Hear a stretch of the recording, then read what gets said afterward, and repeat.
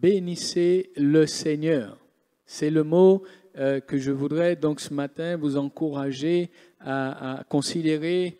Bénissez le Seigneur quand nous sommes dans des moments où nous voulons louer le Seigneur. Et cet instant, ce moment, c'est un moment où nous pouvons le louer, le bénir pour différentes raisons, mais le bénir particulièrement parce qu'il nous a sauvés. Il est notre Seigneur, il règne dans nos cœurs, il règne dans nos vies et nous savons que nous avons une espérance vivante. Alors nous pouvons le bénir ce matin et quels que soient les temps et les circonstances, nous lui appartenons, il est avec nous. Alors là où vous êtes chez vous, bénissez le Seigneur et donnez gloire à son nom ce matin au nom de Jésus. Alléluia. Ce matin, Seigneur, c'est avec une joie profonde que nous venons vers toi. Que l'Église vient vers toi, là où nous sommes, chacun pour sa part, mais tous unis. Nous venons te louer, Seigneur. Nous venons te célébrer, Seigneur. Alors ce matin, reçois nos louanges, reçois nos adorations, Père. Merci pour cette nuit, Père. Et en ce jour nouveau, nous venons te célébrer, te louer, Père. Et nous voulons le faire à travers ce premier chant qui dit « Pour toi, mon Dieu, chante mon cœur. » Un chant d'amour pour toi, Seigneur. Pour toi, mon Dieu, chante mon cœur, un chant d'amour. Pour toi, Seigneur, pour toi, mon roi, chante ma voix, un chant d'amour, Seigneur. Reprends avec nous ce même couplet. Pour toi, mon Dieu, chante mon cœur. Nous sommes joyeux ce matin. Un chant d'amour pour toi, Nous sommes Seigneur. devant le roi des rois. Pour toi, mon roi, chante ma voix. Un chant d'amour. Et nous voulons Seigneur, dire, j'élève ma voix. J'élève ma voix pour t'acclamer. Jésus, Je veux chanter élève ta voix là où tu es. en ton honneur. J'ai le bonheur de te louer. J'ouvre mon cœur pour Pour toi, mon Dieu. Pour toi, mon Dieu. Jésus, Chante mon cœur. Un chant d'amour pour toi, Seigneur. pour toi, mon roi. Pour toi, mon roi. Chante ma voix. Chante ma voix. Un chant d'amour, Seigneur. La pour musique toi. seulement. Seigneur, ce matin, Seigneur, nous voulons te louer. Nous voulons te célébrer. Parce que tu es pour nous un roi. Tu es pour nous notre majesté, Seigneur. Et ce matin, avec nos faibles mots, nous voulons te louer, t'adorer. Pour toi, mon Dieu. Pour toi, mon Dieu, chante mon cœur, un chant d'amour.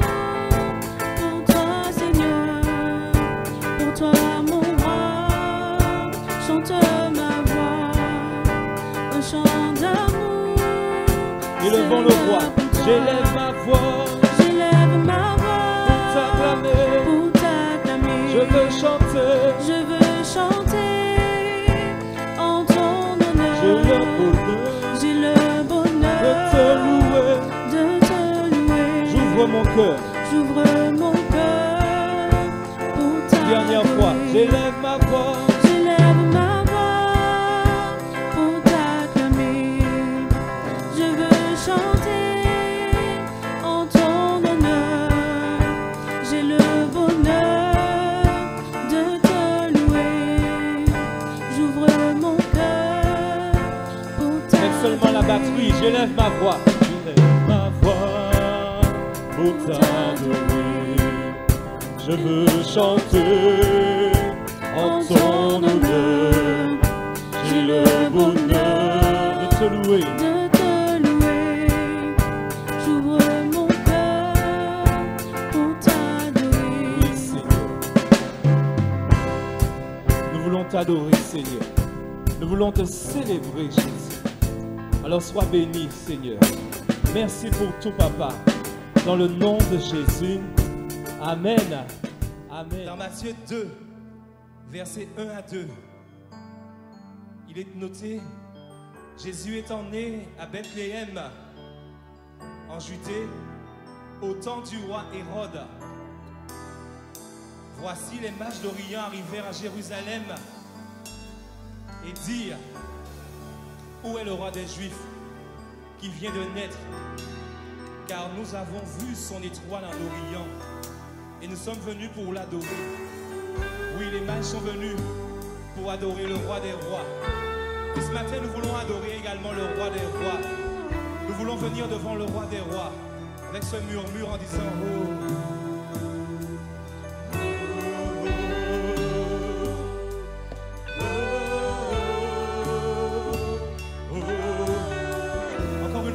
Nous sommes devant le roi des rois.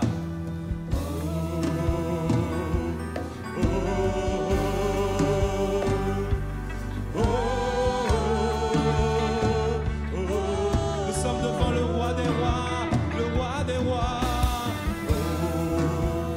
Tu es devant ton Dieu. Alors adore le roi des rois. Adore le Seigneur des seigneurs.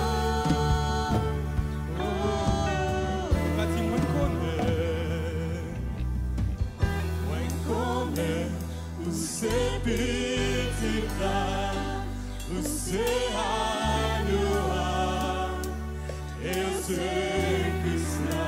Mais qu'on est où c'est Seigneur, qu'on est où c'est Seigneur, Dieu tout-puissant.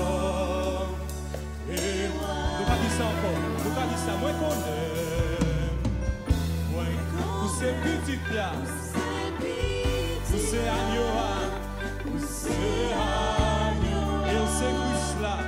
Mais qu'on est où c'est Seigneur, mais qu'on est où c'est Seigneur, Dieu tout-puissant, Dieu tout-puissant, et moi adoré, et moi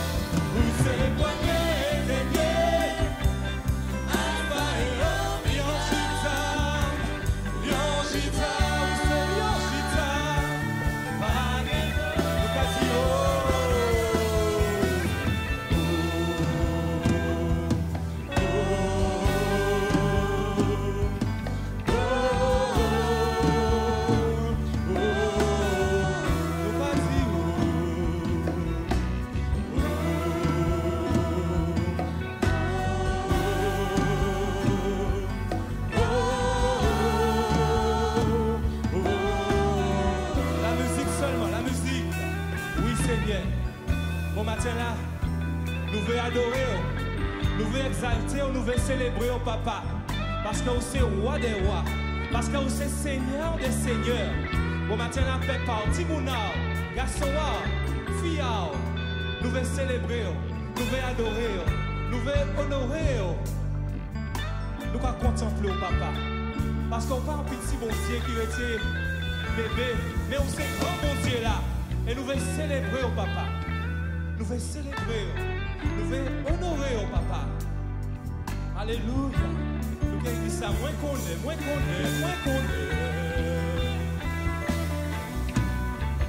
Moins qu'on est, où c'est petit là, où c'est à nous, et c'est Christ là.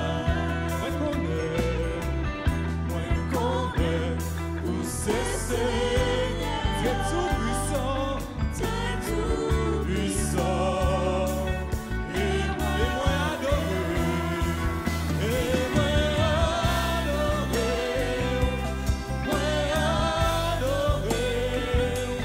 Moi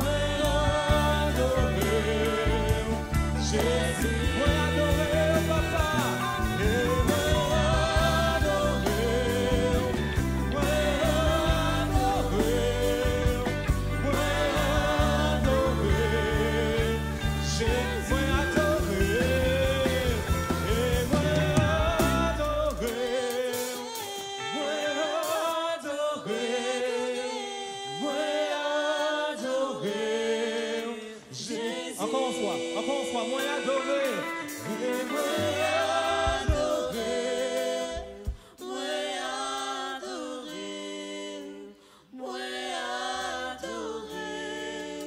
Où c'est premier dernier,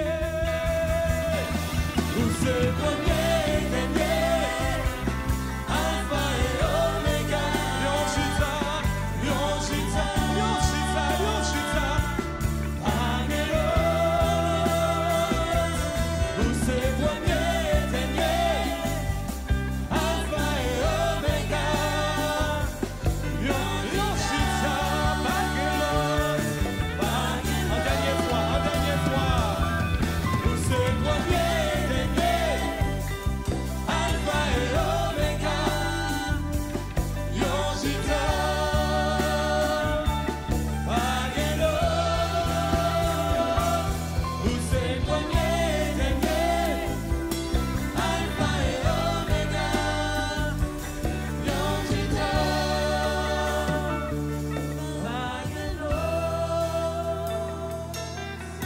oui, Seigneur. Pas de l'autre papa. Pas de bon d'autres Seigneur qui confond. Nous pas de bon d'autres Seigneur. Nous pas de bon monde qui est plus grand que vous Seigneur. Et nous voulons adorer au matin là. La Bible a dit un bitin extraordinaire. Dans 1 Corinthiens 3 verset 16. Et nous allons chanter ton amour, ta puissance. Mais avant, nous allons lire ça. 1 Corinthiens 3 verset 16. La Bible dit, ne savez-vous pas que vous êtes le temple de Dieu et que l'Esprit de Dieu habite en vous? Est-ce qu'on peut réaliser qu'un grand bon Dieu comme ça, le Seigneur des Seigneurs décidé de venir habiter en disant en moi, en disant à vous? Et c'est pour ça que nous chantons chant là, ça, en réalisant ça. Tu es le temple du Saint-Esprit, je suis le temple du Saint-Esprit. Et il a décidé de mettre en nous son amour, sa puissance, sa présence dans nos vies, le grand Seigneur des Seigneurs. Et nous voulons l'adorer. Si tu veux tomber sur le sol pour adorer ton Dieu, vas-y, laisse-toi aller. Parce que ton Dieu veut te bénir. Nous disons ton amour, Seigneur. Ton amour. Oui, Seigneur, ta présence. Réalise ça. Tu es le temple du Saint-Esprit. Ton amour. Réalise cela. Ta présence, ton amour. Encore une fois, ton amour. Ton amour, ta puissance, oui, Seigneur, ton amour, Seigneur, ton amour, ton amour, ta puissance, oui, Seigneur, ta présence, je veux t'adorer, je veux t'adorer de tout mon cœur, et je veux de toute mon âme,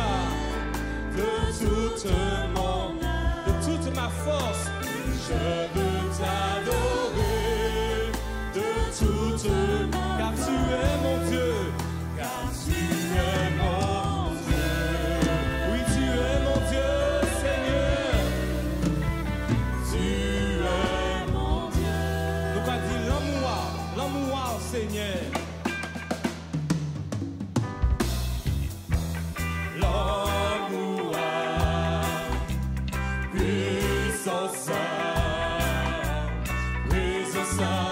Réjouis-toi, peuple de Dieu. Réjouis-toi, peuple de Dieu.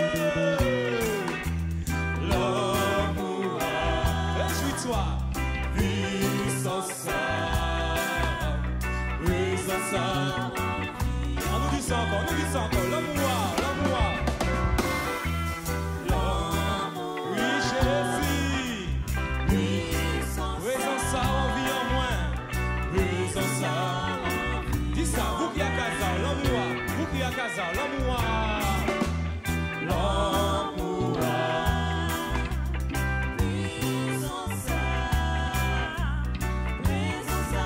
Et moi, je l'ai adoré. Et tout cœur, moi. et tout cœur, et tout nom en moi. Et tout nom en moi. Et toute force en moi. Et toute force en moi. Et moi je voulais adorer. Et tout cœur en moi. Et tout cœur en moi. Et moi je voulais adorer. Et tout nom en moi. Et tout nom en moi. Et bah. Et toute force en moi. Force en moi. Et moi je voulais adorer. Et tout nom en moi. Oui papa. Et moi je voulais. Et tout nom en moi. Et tout nom en moi. Oui papa. Et toute force en moi. Et encore une fois, et moi je voulais adorer. Et tout cœur en moi. Moi je voulais adorer. Et tout nom en moi. Et toute force en moi. Pas sous ce bon Dieu. Pas sous ce bon Dieu. Oh, pas sous ce bon Dieu. Pas sous ce bon Dieu. Oh, pas sous ce bon Dieu. Pas sous ce bon Dieu.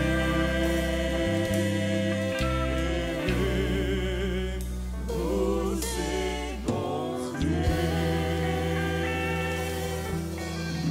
Acclame ton Dieu ce matin.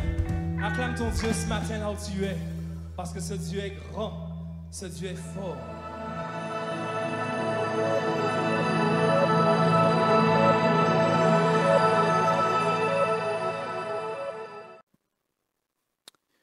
Bonjour à chacun d'entre vous, bienvenue sur ce site, bienvenue dans ce moment de partage, moment de communion fraternelle et moment où nous allons donc ensemble partager ces saintes écritures et nous allons donc ainsi nous édifier. J'aimerais venir sur un mot avec vous ce matin sur, qui est dans la Bible, un mot bien connu, c'est le mot repentance et qui semble, selon les Écritures, être comme une clé qui ouvre la porte du royaume des cieux. C'est vrai que ce n'est pas forcément un mot très recherché, très apprécié. Les gens préféraient donc parler d'autre chose, mais pourtant, c'est un mot qui ouvre des portes, et particulièrement des portes aux plus grandes bénédictions, aux plus grands bénéfices spirituels pour l'homme. Donc, il est important tout au long de notre vie, de considérer certaines choses pour que nous soyons toujours au bénéfice de la grâce du Seigneur. Et je crois particulièrement que ce mot répond aux besoins actuels de la société et de ce monde. Dans Matthieu chapitre 3, les versets 2, c'est un mot que Jean-Baptiste va mettre en évidence. Matthieu chapitre 3 et le verset 2. Il dira donc aux personnes qui étaient autour de lui, « Repentez-vous, car le royaume des cieux est proche. » Repentez-vous, car le royaume des cieux est proche. On pourrait premièrement penser effectivement que ce mot concerne des personnes qui ne connaissent pas encore et qui doivent intégrer le plan de Dieu, qui doivent entrer dans le plan de Dieu, rentrer en communion, en contact avec le Seigneur, en communion avec Dieu, avec le Dieu vivant et vrai. Mais c'est aussi un mot qui s'adresse aux croyants. Et plus nous considérons l'approche du retour du Seigneur Jésus, eh bien ce mot aussi concerne les croyants, ce mot concerne les enfants de Dieu. Lisons dans le psaume 51. Le psaume 51, c'est dans une de ses expériences, David va prononcer certaines paroles qui nous sont utiles encore aujourd'hui, particulièrement aujourd'hui, montrant qu'au-delà de ce que nous pouvons donc apporter à Dieu dans notre marche et dans notre service, dans notre vie pratique, dans la foi, il y a aussi cet état de cœur repentant, cette disposition de cœur qui est attendue par Dieu dans la vie de ceux qui s'approchent de lui d'une manière générale. Et il nous est dit dans le psaume 51, le verset 18, « Si tu avais voulu des sacrifices, je t'en aurais offert, mais tu ne prends point plaisir aux holocaustes. Les sacrifices qui sont agréables à Dieu, c'est un esprit brisé. Ô Dieu, tu ne dédaignes pas un cœur brisé et contrit. » Ce n'est pas un moment seulement, un temps où nous avons besoin d'être agréables à Dieu. Nous avons besoin d'être agréables à Dieu en permanence, en tout temps. Et selon l'expérience et le témoignage de David, conduit par le Saint-Esprit, ces paroles nous sont parvenues pour que nous soyons conscients que Dieu voudrait en tout temps et particulièrement au moment où Jésus viendrait chercher son Église, que nous puissions particulièrement être en accord avec cette disposition de cœur, cette attitude de personnes qui reconnaissent la grâce qui leur a été faite. David était un moment de repentance. Y a-t-il un homme parfait? Y a-t-il une femme parfaite? Non. Je crois que nous avons besoin de toujours nous approcher du trône de la grâce d'une manière humble. Toujours marcher avec Dieu en toute humilité, puisqu'il nous est dit ailleurs que c'est l'humilité qui précède la gloire. Au verset 10 du psaume 51, il dira « Annonce-moi l'allégresse et la joie, et les eaux que tu as brisées se réjouiront. Détourne ton regard de mes péchés, efface toutes mes iniquités. Ô Dieu, crée en moi un cœur pur, renouvelle en moi un esprit bien disposé. » Il nous arrive de passer par toutes sortes de chemins, de circonstances désagréables et c'est vrai, dans ces moments-là, particulièrement, nous avons tendance, comme David, à nous humilier, nous avons tendance à incliner nos cœurs, à vraiment venir avec vraiment toute l'attente et l'espérance de la grâce divine sur nos vies, parce que conscient de nos fautes, conscient d'une erreur, d'un moment d'égarement, d'un moment de relâchement spirituel. Mais en matière de marche avec Dieu, cette attitude devrait être constante dans le fait de servir, dans le fait de marcher avec Dieu, dans le fait de s'approcher de lui, dans le quotidien, devrait être dans cette disposition. D'ailleurs, nous connaissons aussi le Notre Père, cette prière enseignée, cette manière de prière où il est intégré la notion donc du pardon. Et nous connaissons aussi dans Luc 18 le témoignage de ces deux hommes qui vont en prière, disant que c'est celui qui avait une attitude repentante qui a été donc justifié. Nous avons besoin de la grâce de Dieu. Et je crois plus encore aujourd'hui, nous devons rechercher la faveur de Dieu.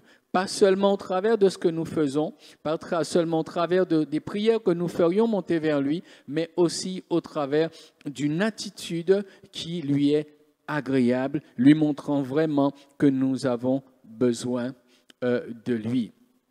Dans cette marche avec Dieu, il y a la forme religieuse que beaucoup cherchent sans cesse à présenter à Dieu, mais Dieu veut surtout le fond, puisqu'il est un Dieu de vérité. Il est un Dieu de vérité. Et David le dit bien qu'il veut, que Dieu veut que la vérité soit au fond du cœur. Que Dieu nous aide dans cette marche avec lui à comprendre, à réaliser l'importance de ce mot. Dans le Nouveau Testament, nous avons vu un exemple dans l'Ancien, dans le Nouveau Testament, dans Apocalypse chapitre 2, un texte aussi bien connu, il est question de cette Église qui va effectivement avoir toutes ces dispositions, ces actions, mais Dieu recherchera, bien sûr, la repentance. Au verset 5 de Apocalypse 2, concernant l'église d'Éphèse, il lui dit « Souviens-toi donc d'où tu es tombé, repens-toi et pratique tes premières œuvres. » Chemin faisant, nous pouvons nous éloigner. Nous pouvons nous éloigner de la manière de faire. Nous pouvons nous éloigner des objectifs fixés par Dieu. Nous pouvons nous éloigner même de la saine doctrine, chemin faisant. Donc, il nous faut être toujours véatifs, bien qu'accomplissant des choses, toujours véatifs que nous soyons dans la volonté de Dieu. Toujours attentifs à ce que nous marchions d'après comment Dieu voudrait. Donc, que jamais l'assurance, un excès d'assurance, une vanité, un orgueil ne nous emporte, mais que toujours une attitude d'humilité soit notre partage. Vous savez, dans la vie, on n'a jamais fini d'apprendre. Et s'il y a des choses que nous avons apprises et que nous avons assimilées, et que nous arrivons dans une certaine mesure à mettre en pratique, non seulement l'imperfection de notre nature peut nous faire quelque peu vaciller avec le temps, mais nous avons encore souvent de nouvelles choses à découvrir. Nous avons de nouvelles choses à apprendre. Et donc, c'est toujours la même attitude qui nous sera bénéfique. Toujours étant comme Marie, assise au pied du Maître, désirant mieux connaître, désirant mieux comprendre, désirant savoir encore plus. Un peu comme aussi ce Samaritain, parmi les 10, ils ont tous été guéris. Mais en plus de la guérison, il retournera vers le Seigneur parce que venant déjà vers Jésus pour la guérison, c'était déjà une attitude d'humilité. Ils avaient besoin d'être secourus, ils avaient besoin d'être aidés. Mais plus encore, l'un des 10 reviendra et il va cette fois-ci s'incliner. Il va s'agenouiller devant le Seigneur et avec cette attitude d'humilité qui a été encore grandissante. Donc, je pourrais même m'attarder à dire, plus nous expérimentons et plus nous connaissons les choses de Dieu, plus cette attitude repentante, ce cœur contrit, prend place davantage. Et je crois que c'est ainsi que nous grandissons dans notre marche avec Dieu. En réalité, c'est le fait d'être en train de diminuer en soi-même qui nous emmène finalement à grandir dans la connaissance de Dieu. Ce n'est pas par nous-mêmes, ce n'est pas nous qui nous élevons, mais nous croissons dans sa connaissance. Nous progressons. Donc finalement, ce mot repentance est un mot qui, pour tous ceux qui comprennent ce que je suis en train de dire ce matin, c'est un mot qui est installé dans leur vie, qui leur est salutaire et à l'ensemble de l'Église. Parce que tout nous parle du retour du Seigneur aujourd'hui. En tout cas, tout nous interroge, tout nous met en attente et en alerte. Et vous et moi, nous ne voudrions pas passer à côté. Mais ce n'est pas une plus grande connaissance des choses, une plus grande information sur les choses. Mais c'est à mesure que nous croissons dans sa connaissance. Et plus nous croissons dans sa connaissance, plus en réalité nous-mêmes nous diminuons. Donc plus l'attitude repentante grandit en nous, elle s'installe et ça devient même un mode de vie. Je bénis Dieu pour tous ceux qui ont laissé ce travail se faire en eux. Je crois que je vous parle de choses importantes ce matin. Je crois que je vous parle de choses essentielles en cet instant. Et je prie Dieu que vous et moi, nous puissions prendre en considération toutes ces paroles et nous dire que s'il y a des choses dans cette vie, il y a des choses importantes auxquelles nous avons besoin de nous attacher. Mais je crois que nous avons besoin de grandir, comme ce Samaritain, d'avancer plus vers lui. Et plus nous avançons vers lui, et bien plus nous gagnons dans une attitude avec un cœur contrit et humilié. Ce mot est important, particulièrement cette année 2025, dans ce temps et dans cette génération. Et ce mot ne concerne pas que l'Église. Mais ce mot concerne bien sûr ce monde, particulièrement ce monde. Il est important, je le crois, parce que tout le monde le sait, tout le monde le voit, eh bien que ça ne va pas. Ça ne va pas. On ne peut pas faire semblant, ça ne va pas. Mais comment réagir à ça ne va pas? Ce n'est point le découragement, ce n'est point l'incrédulité, ce n'est point promener des regards inquiets. Ce n'est point en se livrant à un relâchement ou à toutes sortes de choses que nous y arriverons, non. Dieu savait déjà à l'avance qu'il y aurait un temps où ça n'irait vraiment pas. Mais quels que soient les temps et les générations, les circonstances qui ont eu lieu dans ce monde et dans cette humanité, Dieu n'a jamais été dépassé. Alors aujourd'hui, arrivant dans ces temps particuliers, il n'est pas non plus dépassé. Je crois que c'est un temps où les choses sont tellement difficiles que plusieurs soupirent après l'intervention de Dieu et je crois que cela nous serait salutaire, qu'il y ait une intervention divine. Mais aussi, il se pourrait que l'homme, en général, prenne conscience et se décide à chercher Dieu, se décide à se tourner enfin vers Dieu. Je crois qu'il y a des événements dans ce monde, et particulièrement aujourd'hui assez exceptionnels, qui devraient pousser des personnes à réfléchir. Lorsque vous avez donc des situations de catastrophe qui s'intensifient, qui se prolongent, qui sont assez exceptionnelles et qui semblent venir bouleverser tous les appuis, venir bouleverser tous les acquis, tous les appuis et tous les acquis des hommes, je crois qu'il faut savoir s'arrêter et commencer à se dire, il y a peut-être quelque chose que nous avons raté en chemin. Et l'une des attitudes qui serait salutaire pour cette humanité, c'est de rechercher Dieu avec un cœur repentant. Nous avons dans toutes les Écritures Daniel et d'autres hommes qui ont cherché Dieu à leur époque et qui étaient soucieux de la gloire de Dieu et du salut des hommes. Il y avait donc aussi, au temps de Noé, il appelait sa génération à se repentir. Il y a le message de Jonas qui invitait les gens de Ninive à se repentir. Il y avait l'intervention de Dieu qui était programmée. Donc oui, Dieu avait décidé d'intervenir au milieu des hommes, mais il y avait aussi cette possibilité pour les hommes de réagir. Faites connaître ces choses au plus grand nombre. Faites entendre ces choses au plus grand nombre, en sorte qu'ils réalisent qu'il y a un temps où Dieu sera obligé de réagir. Mais il se peut aussi que les hommes se décident à réagir et cherchent Dieu, reviennent de leur mauvaise voie. Et la Bible nous dit dans l'histoire de Jonas que le pays s'est repenti, alors Dieu a stoppé le jugement qui devait venir sur ce pays. Voyons quel est l'état actuel de ce monde. Lisons dans Matthieu chapitre 24. Matthieu chapitre 24. Le Seigneur nous a donné tous les éléments pour les temps et les circonstances de notre génération. Matthieu chapitre 24, versets 12 à 14, il nous est dit « Et parce que l'iniquité se sera accrue, l'amour du plus grand nombre se refroidira. Mais celui qui persévérera jusqu'à la fin sera sauvé.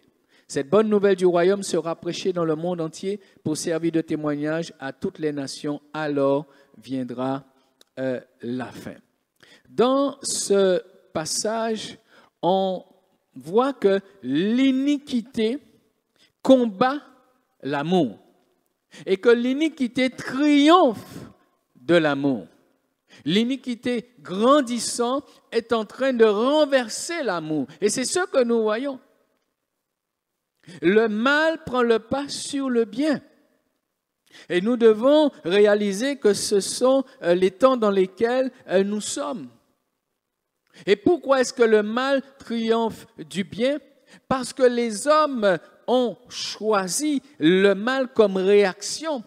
Ils ont même choisi le mal comme solution, comprenez? La réaction aujourd'hui, c'est le mal. La réaction, c'est la violence. La réaction, c'est le rejet, c'est le mépris. Et le mal sous toutes ses formes. La réaction, mais aussi le choix. L'homme fait le choix du mal comme solution pour atteindre ses objectifs ou pour se sortir de situation. C'est assez particulier. Et du fait que le mal est autorisé et que le mal a pris toute la place, que l'homme lui a donné toute la place, eh bien l'amour s'en va. L'amour disparaît, l'amour diminue. Cela concerne donc l'amour qu'il y a donc dans le cœur de l'homme et nous pouvons réaliser et comprendre que l'amour dans le cœur de l'homme n'est pas très solide et plutôt fragile. Parce que l'homme plutôt susceptible, l'homme plutôt changeant, l'homme plutôt colérique, l'homme est plutôt charnel. Donc ce sont les fruits qui montent. L'homme est plutôt influençable. Mais le Seigneur donc nous invite et nous propose son amour pour relever l'amour. Le Seigneur nous propose devant cette situation d'aujourd'hui son amour pour relever l'amour, pour redonner à l'amour toute sa place. Parce qu'il nous est dit donc dans le verset 14, « Et cette bonne nouvelle du royaume sera prêchée dans le monde entier pour servir de témoignage à toutes les nations. » Dieu voudrait, au travers du message de l'Évangile, transmettre l'amour, communiquer l'amour aux hommes, afin que l'amour à nouveau grandisse et prenne la place. Aujourd'hui, les solutions, Dieu nous les a données. Il ne nous a pas laissés sans solution. Ce n'est pas la peine de promener les regards inquiets, ce n'est pas la peine de se dire que c'est le désespoir, il n'y a plus rien à faire. Non, il nous dit alors que l'iniquité prend le pas. Alors que l'iniquité semble être en train de triompher de l'amour, Dieu nous dit, vous pouvez permettre à ce que l'amour triomphe à nouveau en vous saisissant de l'amour de Dieu qui a été manifesté pour tous les hommes. La puissance du message de l'Évangile est dans le sacrifice de Jésus. Quand il est question de la bonne nouvelle, il est question donc du message de l'Évangile, il est question du sacrifice de Jésus. Dans les derniers temps, pour pouvoir aider les hommes dans cette croissance de l'iniquité, ce que Dieu propose, c'est le message de l'Évangile. La Bible nous dit dans Jean 3,16, « Car Dieu a tellement aimé le monde, qu'il a donné son Fils unique, afin que quiconque croit en lui ne périsse point, mais qu'il ait la vie éternelle. » L'amour de Dieu manifesté en Jésus-Christ donne à l'homme la solution face à une éternité de souffrance, face au feu de l'enfer, face au jugement. Et ce même amour de Dieu se manifeste maintenant, aujourd'hui. Et si les hommes permettent à l'amour de Dieu de se manifester, eh bien, autant l'amour de Dieu sauve les hommes de l'enfer, autant l'amour de Dieu sauvera aussi les hommes aujourd'hui de l'iniquité qui grandit. L'amour de Dieu est suffisamment grand, l'amour de Dieu est suffisamment puissant pour emmener un changement dans les cœurs et dans les vies.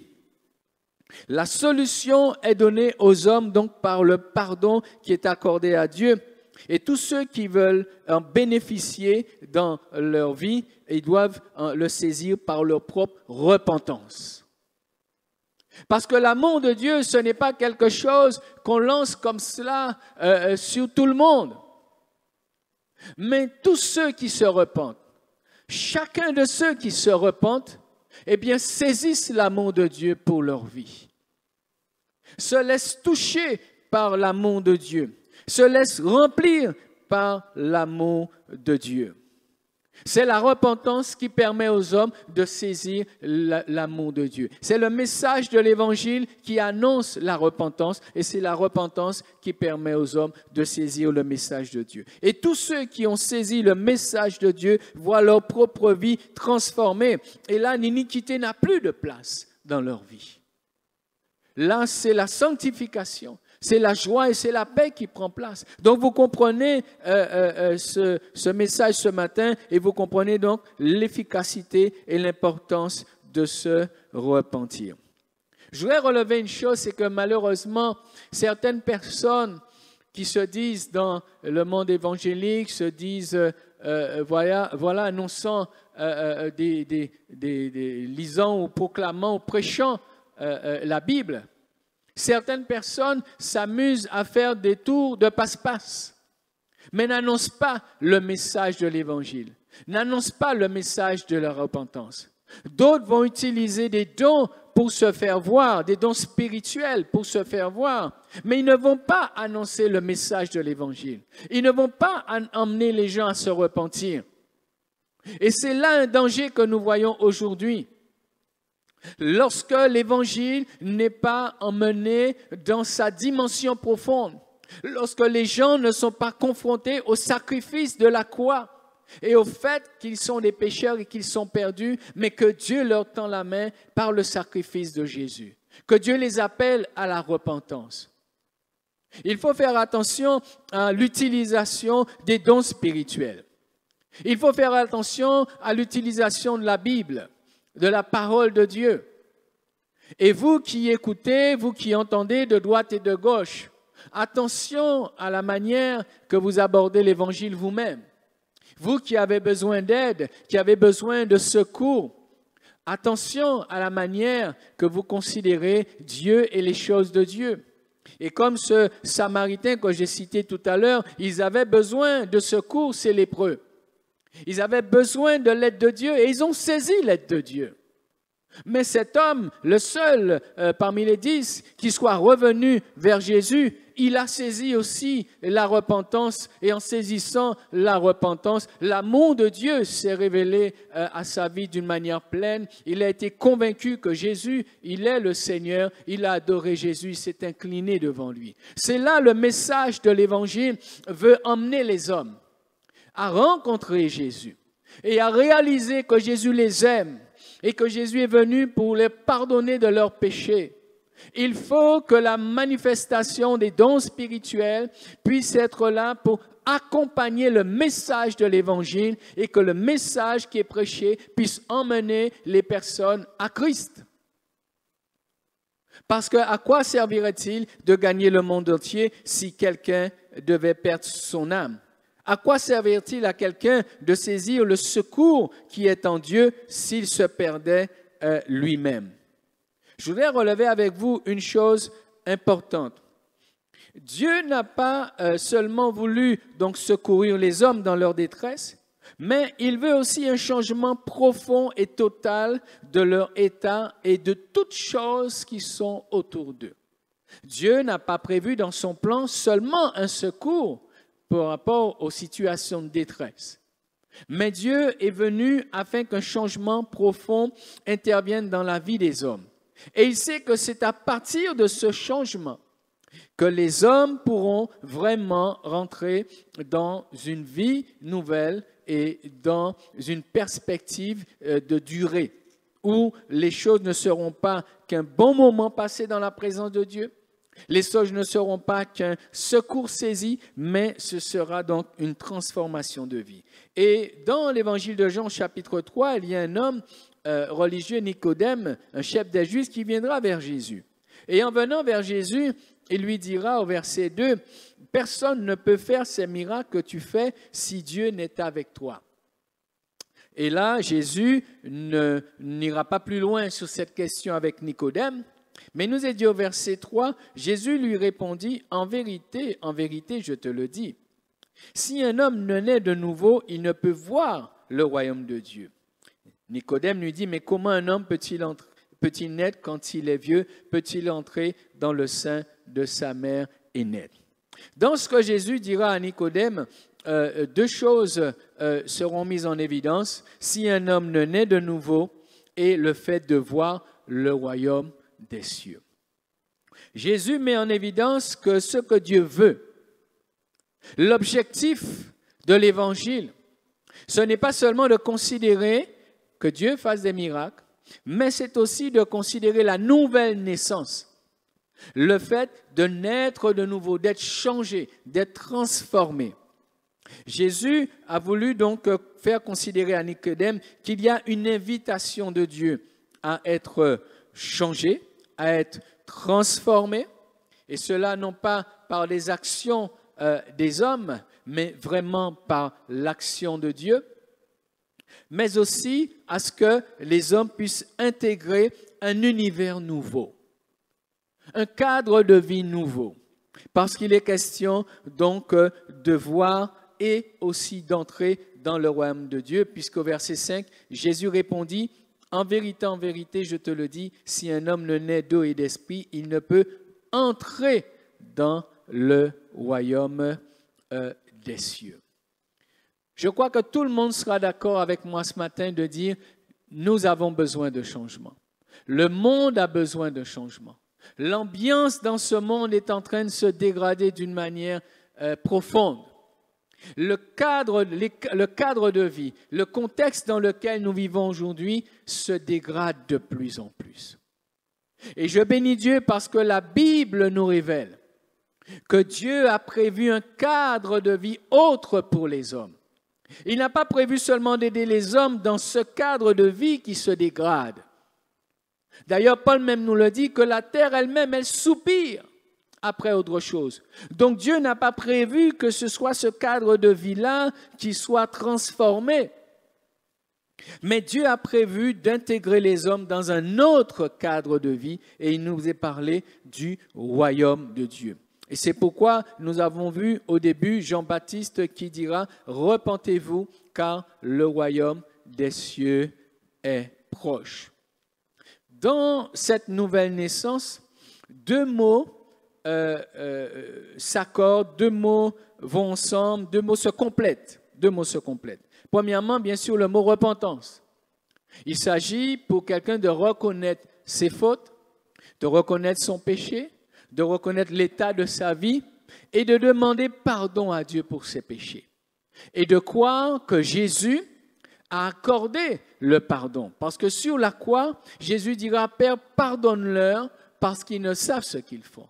Donc celui qui reconnaît ses fautes et qui demande pardon à Dieu doit croire que Dieu est en mesure de lui pardonner parce que Jésus a obtenu le pardon en payant de sa vie. Il a été le sacrifice, il a été la rançon, il a été le moyen de rachat pour l'humanité. Alors celui qui se repent trouve les moyens d'avoir le pardon, donc un changement, une intervention de Dieu dans sa vie pour laver son cœur, laver son âme de ses péchés, le libérer de ses liens, le libérer de tout ce qui était venu donc l'entraver jusqu'à présent et lui permettre donc d'entrer dans le royaume des cieux. Le deuxième mot qui est complémentaire et on ne peut pas enlever ce deuxième mot, c'est le mot conversion. Il y a la repentance et il y a la conversion. La conversion, c'est le fait de se détourner du mauvais chemin et de suivre un chemin nouveau. J'étais voleur, je menais telle vie. Jésus m'a lavé, Jésus m'a pardonné, je suis heureux maintenant, j'étais triste et malheureux, j'ai reçu la joie dans mon cœur. Eh bien maintenant, je marche sur un autre chemin. Je marche dans une direction autre et maintenant ma vie, elle a changé. D'ailleurs, si vous lisez dans Actes 26, 20, l'apôtre Paul précise le contenu de sa prédication. L'apôtre Paul dit, j'ai prêché la repentance et la conversion à Dieu avec la pratique d'œuvres dignes de la repentance. Dans le contenu du message de l'apôtre Paul, dans ce qu'il prêchait, il prêchait la repentance, mais il prêchait aussi la conversion et il annonçait la pratique d'œuvres dignes de la repentance. Des œuvres qui vont venir à partir de la conversion. Pas des œuvres qui étaient déjà là, mais des œuvres qui vont découler de la conversion. Donc le message de l'Évangile, l'apôtre Paul le décrit encore dans Actes 26, 20, et il est question pour nous de veiller à ce que le message de l'Évangile contienne ces éléments afin d'emmener les personnes dans la vie nouvelle, mais aussi dans les œuvres nouvelles. Et c'est ce qui fait que vous voyez des gens qui étaient drogués, qui étaient voleurs, aussi qui étaient tristes, qui étaient malheureux. Vous voyez leur vie changer et transformer parce qu'ils ont entendu le message de la repentance. Ils se sont donc repentis, ils se sont convertis, leur vie a changé et aujourd'hui, vous les voyez vivre autrement, pratiquer donc de nouvelles œuvres. Il est donc indispensable de connaître une transformation, une nouvelle naissance, comme l'apôtre Paul l'a dit à Nicodème. C'est capital. Il ne s'agit pas d'une adhésion à une religion, mais c'est une action spirituelle, c'est une transformation profonde. C'est quelque chose qui vient directement de Dieu. Et malheureusement, des personnes peut-être se contentent d'adhérer et d'être en accord avec le message, d'être en accord avec la pratique, mais sans connaître la nouvelle naissance. Je vous encourage ce matin, en cet instant où vous écoutez, à vous assurer que vous êtes nés de nouveau. Parce que lorsque Jésus viendra, il viendra chercher des personnes qui se sont repenties.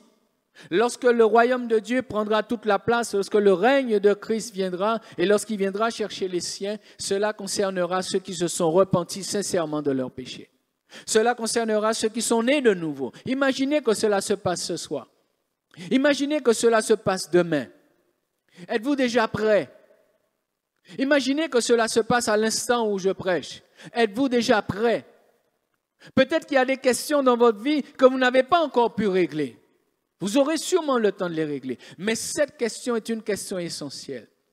Surtout au vu du temps et des circonstances dans lesquelles nous sommes aujourd'hui, c'est une question essentielle. Repentez-vous, car le royaume des cieux est proche, plus proche que du temps où Jean-Baptiste ne l'a prononcé. Et rappelez-vous que devant Dieu, un jour est comme 1000 ans. Alors ne dites pas que le temps est déjà passé, parce que pour Dieu, 1000 ans c'est comme un jour.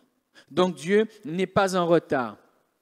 Dieu viendra certainement et accomplira certainement sa parole. Mais ce qui est déterminant, c'est d'avoir un réel changement.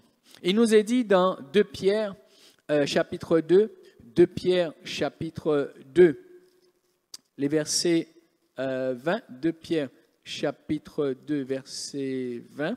C'est l'apôtre Pierre qui nous parle de l'importance qu'il y ait un changement et qu'il y ait vraiment une transformation. Il nous dit au verset 20, « En effet, si après s'être retirés des souillures du monde par la connaissance du Seigneur et Sauveur Jésus-Christ, ils s'y engagent de nouveau, ils sont vaincus, leur dernière condition est pire que la première, car mieux valait pour eux n'avoir pas connu la voie de la justice que de l'avoir connue et de se détourner du saint commandement qui leur avait été donné. Il leur est arrivé, verset 22, ce que dit un proverbe vrai, le chien est retourné à ce qu'il avait vomi et la truie lavée s'est vautrée dans le bourbier. » Donc vous comprenez ici au travers de ce passage qu'on ne peut pas dissocier la repentance de la conversion, on ne peut pas les séparer. Parce que si on les sépare, eh bien on se retrouve dans ce cas de figure où oui, en effet, sortis des souillures du monde par la connaissance du Seigneur et Sauveur Jésus-Christ, mais malheureusement, il n'y a pas de conversion. C'est-à-dire, on recommence à faire les choses d'avant ou on a gardé finalement les choses d'avant. Donc, je me suis mis un beau vêtement. Jésus m'a lavé et m'a donné un vêtement blanc, mais je continue à me vautrer dans la souillure du péché. Comprenez quel drame. Comprenez la difficulté. Donc, il ne s'agit pas seulement de dire « j'ai donné mon cœur et j'ai donné ma vie à Jésus », mais il faut marcher aussi dans une vie nouvelle. Et il faut pratiquer des œuvres nouvelles. Pour cela, on est obligé de se séparer. On est obligé de se détourner. On est obligé de prendre position par rapport à des choses du passé pour ne pas se retrouver dans ce cas de figure. Car il nous est dit au verset 21, « Car mieux valait pour eux n'avoir pas connu la voie de la justice que de l'avoir connue et de se détourner du saint commandement qui leur avait été donné. » Comprenez la difficulté dans laquelle l'Église pourrait se trouver aujourd'hui. Le chrétien pourrait se trouver aujourd'hui. S'il n'est pas véatif sur les choses du monde, la Bible nous dit « N'aimez pas le monde ni les choses qui sont dans le monde. » Et vous saurez bien discerner ce qui dans ce monde est utile pour la vie de tous les jours, mais aussi ce qui dans ce monde vous enlève la sanctification. Ce qui dans ce monde vous fait revenir à des choses que vous avez vomies. Comprenez la nécessité que nous ayons d'avoir du discernement, mais aussi de l'intelligence. Croyez-vous que Dieu puisse vous dire, en vous disant de ne pas aimer le monde, que Dieu puisse vous dire de ne pas vous habiller? Que Dieu puisse vous dire de ne pas acheter une voiture, de ne pas construire une maison? Il y a des personnes qui sont bizarres. Puisqu'on cite ce verset, alors ils disent, eh bien voilà, faudrait-il ne rien avoir dans ce monde? Écoutez, je pense que nous pouvons comprendre très facilement et réaliser ce dont il est question dans la parole du Seigneur. N'aimez point le monde, ni les choses qui sont dans le monde. La parole de Dieu est là, bien sûr, avec ces passages qui ne sont pas forcément toujours prêchés, ne sont pas toujours mis en avant, mais c'est bel et bien des réalités spirituelles essentielles. La repentance, elle est là pour amener à la guérison spirituelle, à ce que des hommes et des femmes soient transformés. Parfois, certains mots sont purement spirituels. Certains mots sont purement spirituels. Parfois, des maladies concernant donc le corps physique. Il y a des choses qui sont là. Parfois, certains états psychologiques qui sont là. Parfois aussi des conditions de vie qui sont là. Ce sont des choses qui parfois ont vraiment des origines ou des causes spirituelles. Parfois, c'est parce que Dieu, n'est pas présent dans ce monde. Parce que Dieu est rejeté par ce monde et c'est le mal qui prend la place. Bien sûr, nous savons que quand il y a la grippe, il y a la grippe. Mais nous savons aussi qu'il y a certaines épidémies qui peuvent être là pour ramener les hommes à une certaine réalité spirituelle. Nous savons que certaines catastrophes sont là aussi pour amener. Nous savons que certains états, et nous le voyons malheureusement aujourd'hui, les hommes ne sont pas très bien dans leur morale. Et cette jeune génération n'est pas très bien dans son moral. On peut le comprendre, parce que les repères ont été balayés. Aujourd'hui, il est interdit d'interdire. Chacun peut faire comme il veut. Donc, tous les repères qui aidaient quelqu'un à savoir comment construire sa vie ont été balayés. Donc, cette génération n'a plus de repères. Nous sommes dans un temps de changement et de grande transformation. C'est un moment très particulier pour l'homme dans sa santé physique, pour le monde dans son orientation, pour la manière de vivre, pour les choses sur lesquelles nous nous appuyons. Ce sont des choses qui sont en train de changer, certaines choses qui étaient établies et qui aidaient les hommes ont été balayées carrément. Et donc, ce qui fait que cette génération a du mal à s'y retrouver. On voit beaucoup de problèmes où les gens sont déstabilisés. Nous devons faire attention à ne pas mettre Dieu de côté. Donc, certains problèmes sont purement spirituels et ce sont des choses qui sont là et qui emmènent le malheur dans la vie des hommes. Parfois aussi, la recherche excessive du bien-être est un signe d'une maladie spirituelle. Vous avez dans Luc le chapitre 19 l'exemple de Zachée. Luc chapitre 19, cet homme qui était un collecteur d'impôts, mais qui avait un cœur qui n'était pas pur. On pourrait donc dire que Zachée, c'est le profil de certains, pas tous, de certains hommes riches, de certaines personnes qui vivent pour leur argent. Zachée, il vivait pour son bien-être, il était égoïste. Il n'avait pas pitié pour les pauvres. Au contraire, il voulait les purger davantage. N'est-ce pas ce que nous voyons aussi dans ce monde? Comment les plus riches veulent purger ceux qui sont les plus malheureux? Comment il y a une exploitation de la misère et de la détresse des hommes? Zachée, cet homme donc qui était un publicain, un collecteur d'impôts, était donc égoïste. Il courait après l'argent. Il était donc dans la vanité et il faisait du mal aux autres. La méchanceté aujourd'hui, la ruse pour gagner plus au détriment du malheureux, c'est ce que nous voyons aujourd'hui. Eh bien, ce Zachée, il n'en était pas conscient, mais il était un grand malade spirituel.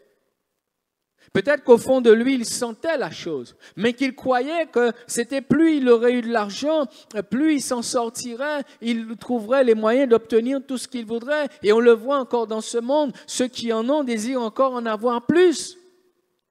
Mais c'est un mal spirituel.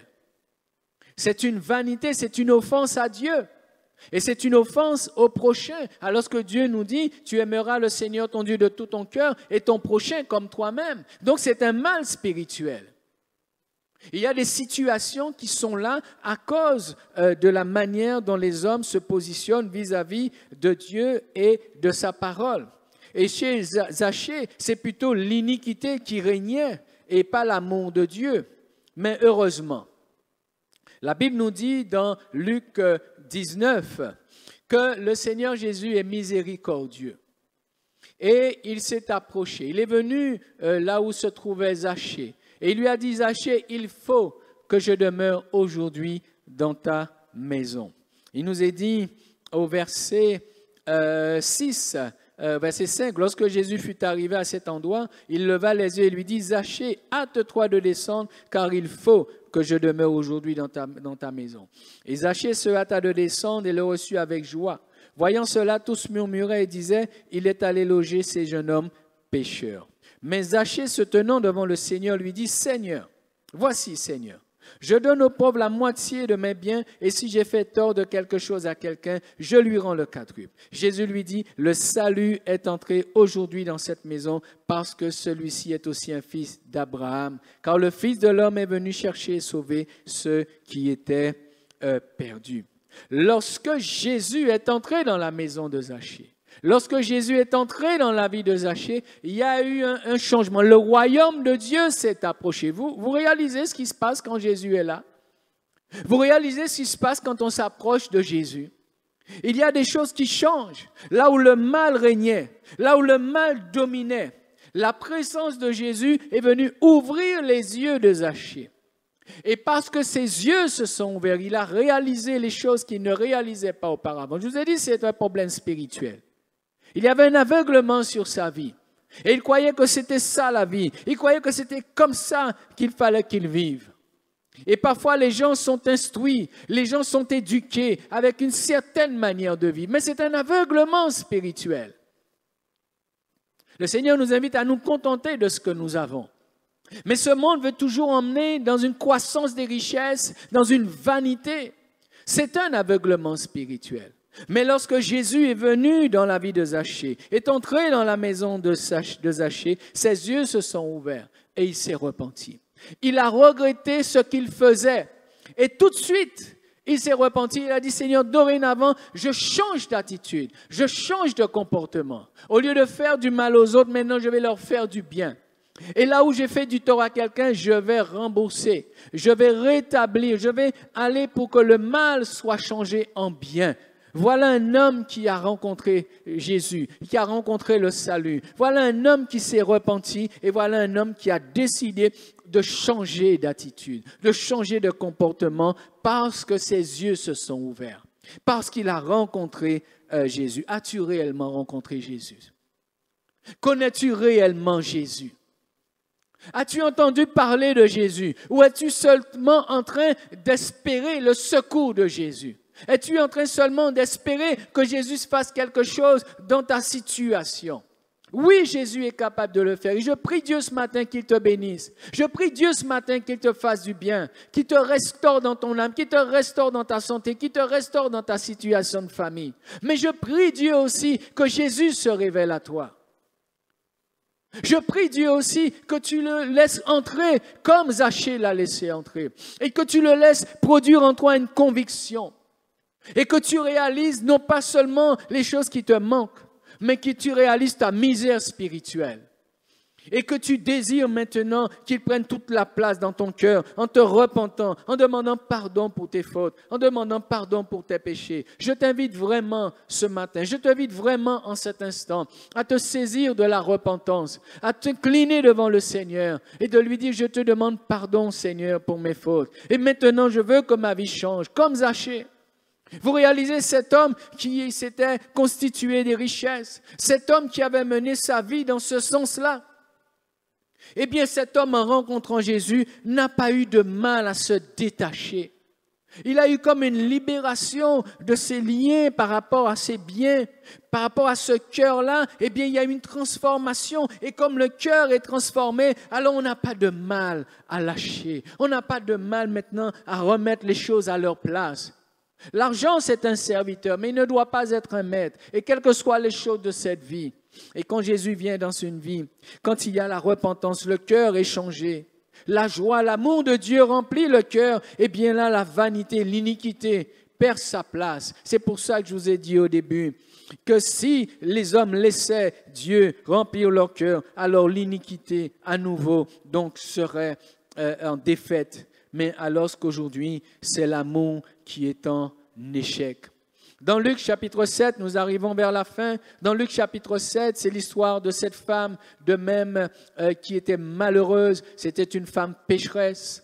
Et cette femme pourrait être l'image de ce monde et cette génération qui se livre au sexe, qui se livre à la pornographie, qui se livre à ces péchés de la chair, de toutes sortes de manières, à cette génération, ces hommes et ces femmes qui se livrent à la pédophilie, qui se livrent à toutes sortes de mal. Il y a des enlèvements, il y a la détresse, il y a des viols. Eh bien, cette femme est là, montre la détresse qu'il y a dans le cœur d'une personne qui a vécu de la mauvaise manière. Mais en même temps, elle est aussi le témoignage d'une personne qui, quand elle comprend, eh bien, elle vient auprès de Jésus, elle s'humilie. Et cette femme, dans Luc chapitre 7, à partir du verset 36, vous lirez jusqu'au verset 50, cette femme a versé des larmes devant le Seigneur, elle a versé un parfum de grand prix, et elle s'est agenouillée, et elle s'est humiliée devant le Seigneur. Elle avait un cœur repentant. Elle était convaincue de sa misère, elle a regretté sincèrement et là Jésus lui a accordé le pardon de ses péchés. À partir de là, cette femme allait être guérie intérieurement, totalement restaurée parce qu'elle va trouver la paix de l'âme. Sa vie va être transformée et bien sûr, nous croyons que sa vie a changé, qu'elle n'est pas retournée à ce à quoi le Seigneur venait de lui pardonner. Jésus est réellement la solution au monde d'aujourd'hui parce qu'il amène les cœurs à la repentance. Ce n'est pas un homme politique, ce n'est pas des méthodes, ce ne sont pas des programmes, ce n'est même pas un super pasteur, ni un super prophète ou un apôtre qui pourra changer quoi que ce soit dans votre vie, dans votre situation, dans votre famille. Mais c'est de rencontrer Jésus et de passer par la repentance qui emmènera à tous ces changements.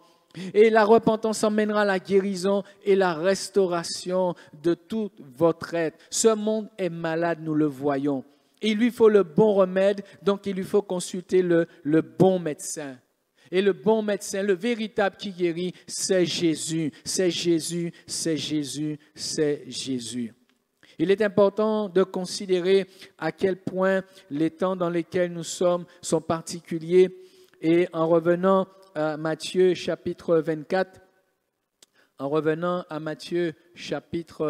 24, lorsque nous réalisons la solution donnée par Jésus, il nous est dit, et cette bonne nouvelle du royaume sera prêchée dans le monde entier pour servir de témoignage à toutes les nations, alors viendra la fin.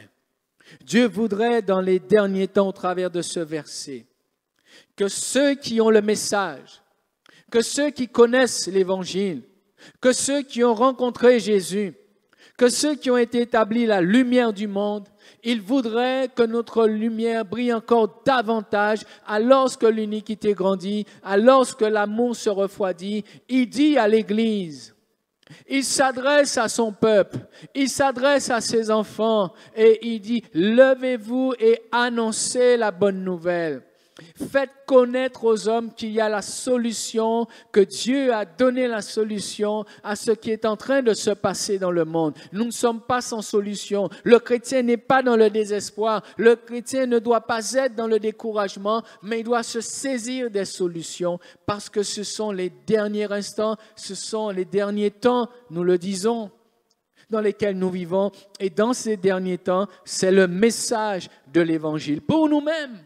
Et surtout pour ceux qui sont à l'extérieur. C'est le message de la croix, c'est le message de la repentance qui peut changer, qui peut transformer des vies. Donc c'est le temps de l'évangélisation plus que jamais. C'est le temps qui amène à la repentance et c'est le temps et la repentance qui amène à l'amour de Dieu. Mais c'est aussi le temps de l'exhortation. C'est aussi le temps où l'Église elle-même doit aussi se repentir et se préparer.